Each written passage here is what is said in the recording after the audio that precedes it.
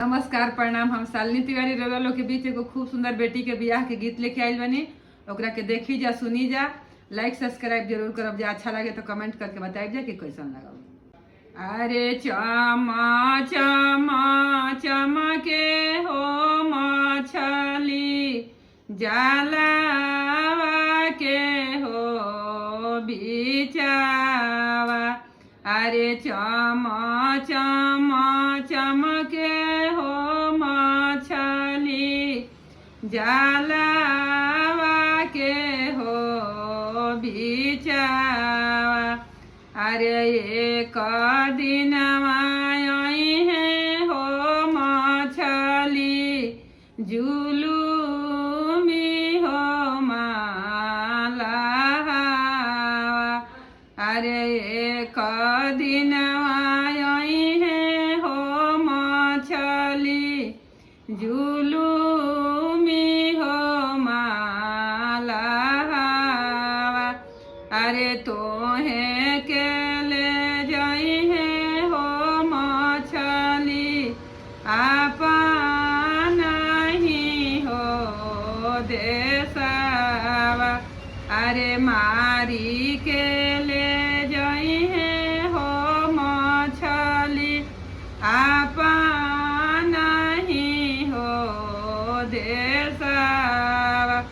अरे चमा चमा चमके हो बेटी माड़ावा के हो बिचावा।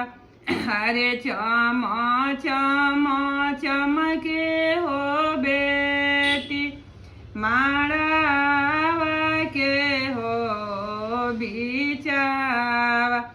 अरे एक दिन आई है हो बेटी पढ़ल हो पंडितावा। अरे एक दिन आई है हो बेटी पढ़ल हो पंडितावा। अरे तोहे के ले जाई है हो बेटी आपन ही हो देशवा। अरे एक दिन आई है हो बेटी सुंदर हो दूल्हा। अरे डाली के सिंदूरवा हो बेटी ले जाई है आपन हो देशवा। अरे डाली के सिंदूरवा हो बेटी ले जाई है आपन हो देशवा। अरे डाली के सिंदूरवा